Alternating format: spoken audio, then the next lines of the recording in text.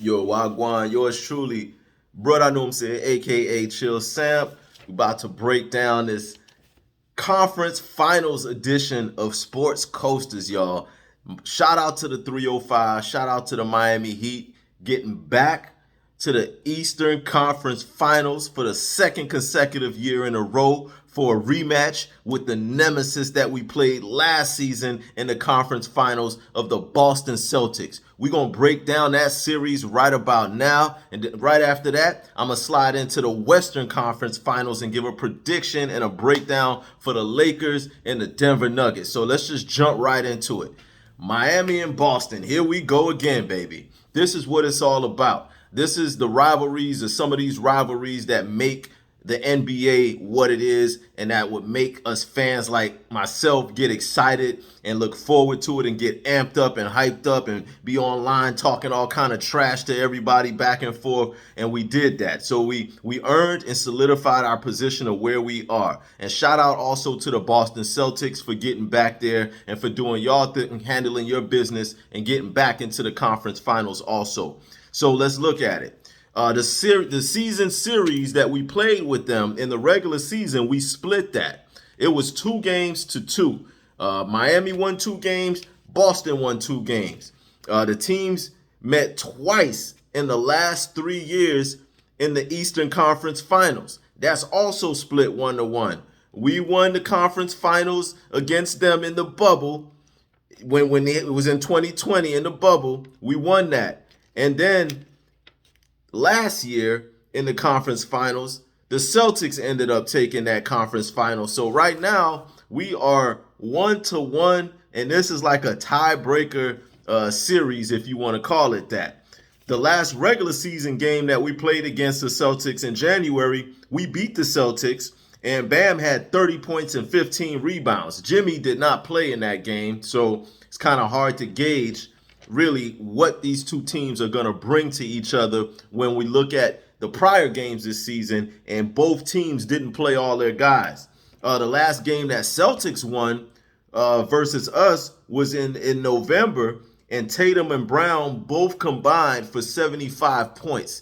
They were on in that game. But again, no Jimmy. Jimmy didn't play in that game also, but the Celtics ended up taking that. So just looking at those two in a vacuum, those 2 games in a vacuum, it's really sketchy and hard to look at regular season results and predict what's going to really happen in this playoff series. These 2 teams know each other very well from playing each other so much. So in a way, stats and game plan and all of that, some of that goes out of the window to a certain degree because the teams have so much familiarity with each other that it's just going to be an old-fashioned knockout, drag-out fight. Quite simply, Jimmy Butler has to be playoff Jimmy.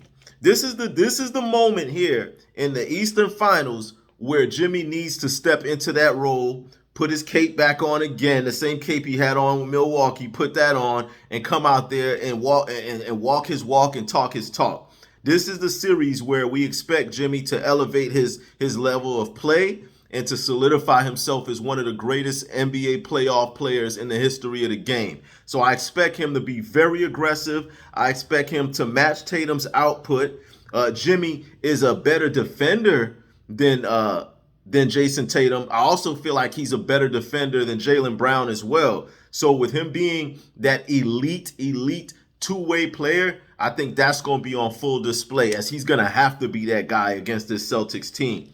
The Celtics, they just had a hard-fought 7-game series with Philly, and they look really good in that Game 7 win, winning it 112-88. Jason Tatum, he's a special guy.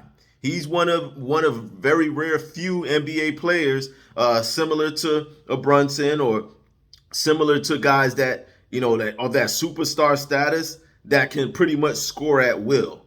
Anywhere on the court, he's a threat to score the basketball. So you have to really defend him solidly. You can't give him any airspace. You can't let him get to his step back threes. You can't let him pump fake and get around you to the basket, because he's definitely a 3-level scorer, and it's going to definitely be a tall task to keep him in check.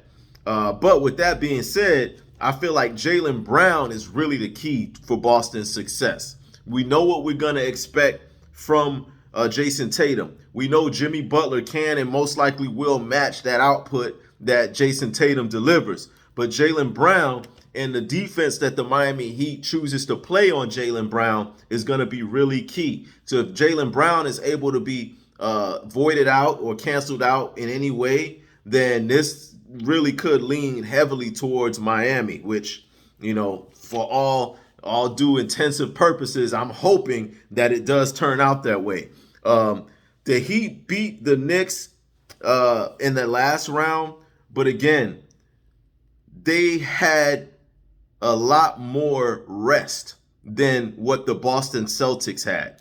We beat the Knicks in 6 games. The Celtics played a 7-game series, and it was a little more grueling.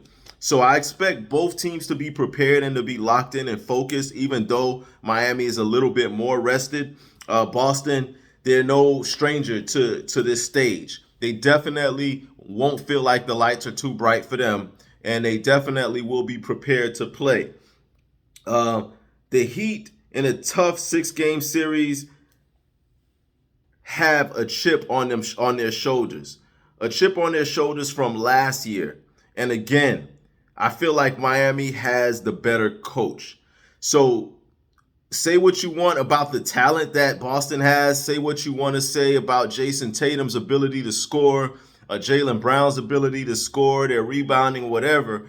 You also have to look at the fact that the Miami Heat do have the better coach. Mazzulla, much respect to Mazzulla, the coach for the Boston Celtics, who's stepping in for the coach that was released from the Celtics. But I don't know that his decision-making and his preparation is going to be anywhere near the level of what Coach Spo is about to bring to the Boston Celtics. Because Spo definitely is going to be prepared, and he's definitely going to have his team prepared. I think a lot of preparation that the Celtics are going to have is just going to come from within themselves because they've been there. This core of players have been here before, and they've done it before.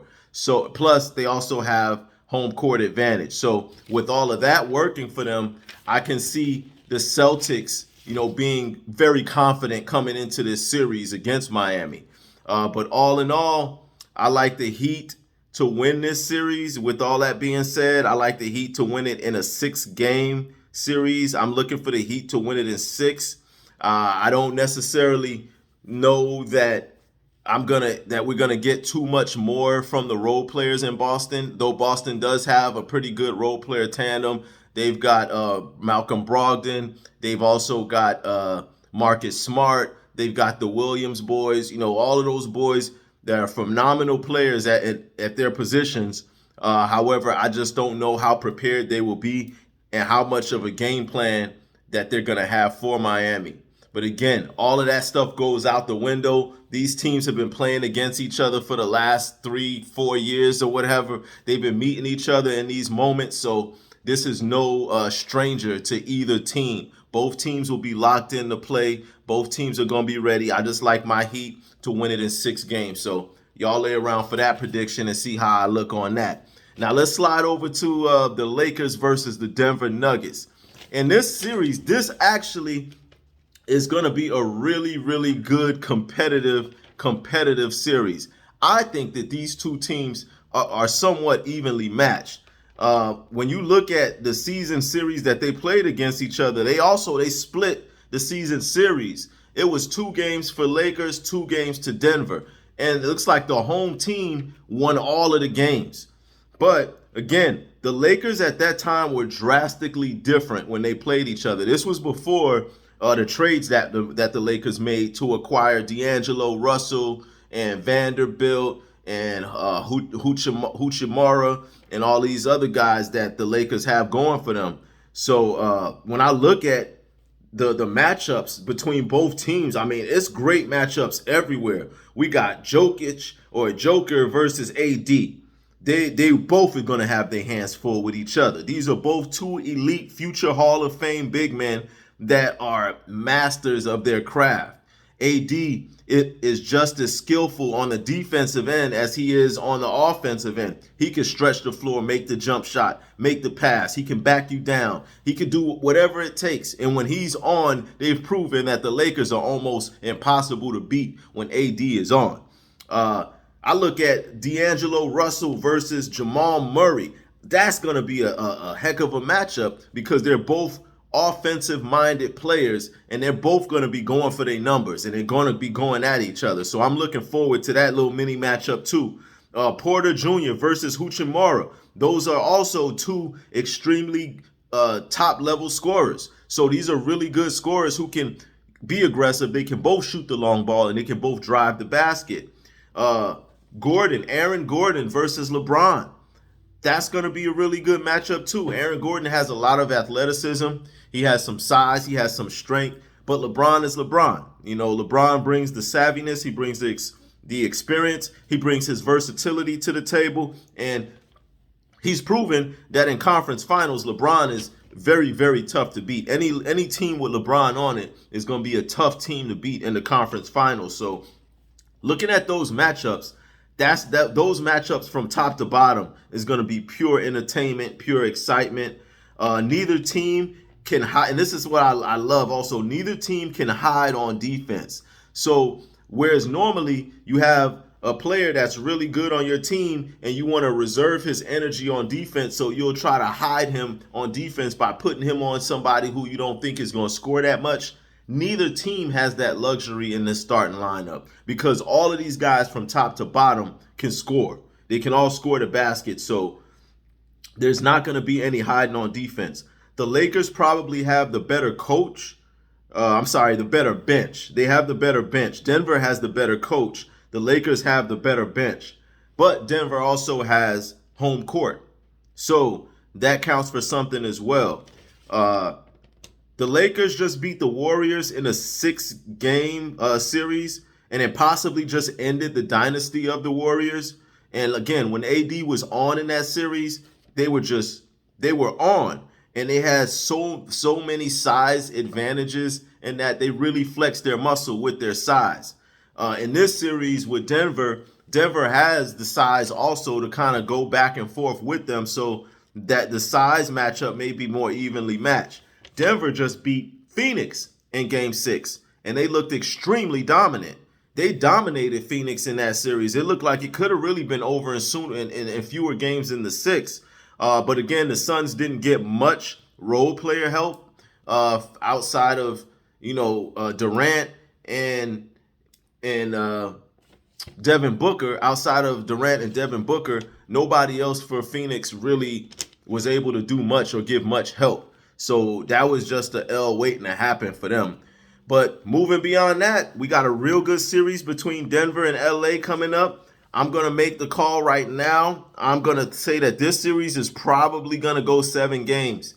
I'm expecting a 7-game series, and I'm going to take the Lakers in 7 games in this series. I'm going with the experience of LeBron. I'm going with the talent of AD. I'm going with the bench and the role players of the Lakers. And I see the Lakers pulling this one out in a 7-game series. So we'll see how it turned out. It really could go either way. These are two evenly matched teams. We've got the Joker. We've got LeBron. We've got the Nuggets. We've got the Lakers. And then in the other series, like I said, we got Miami and Boston. We got Jimmy Buckets, Bam Adebayo. And then we've got Jason Tatum and Jaylen Brown for the Celtics. So really, really good Final Four in the NBA. Really good conference finals.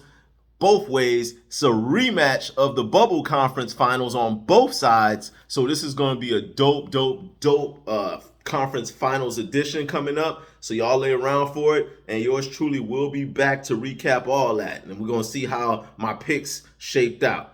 But for now, salute to all y'all for supporting your boy.